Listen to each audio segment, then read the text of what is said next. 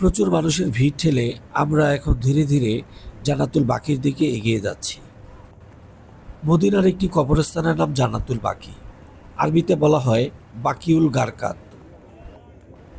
আমাদের প্রিয় নবী হযরত মুহাম্মদ সাল্লাল্লাহু আলাইহি সাল্লামের পরিবারের অধিকাংশ সদস্য অর্থাৎ স্ত্রী, কন্যা, ছেলে এবং আত্মীয় স্বজন থেকে শুরু করে হাজার হাজার সাহাবীর কবর রয়েছে জান্নাতুল বাকিতে। এই কবরস্থানটির অবস্থান মসজিদে নববীর পূর্ব দিকে। ইমাম মালিক রহমতুল্লাহি আলাইহির মতে জান্নাতুল বাকিতে রয়েছে প্রায় 10,000 সাহাবার কবর, কিন্তু কোনো কবরে নাম ফলক নেই। জান্নাতুল বাকিতে রয়েছে নবীকন্যা হযরত ফাতেমা, হযরত রোকাইয়া, নবীর চাচা হযরত আব্বাস, নবীপুত্র হযরত ইব্রাহিম, নবী দৌহিত্র হযরত হাসান, হযরত উসমান ইবনে মজউন, নবী দূত মা হযরত হালিমা।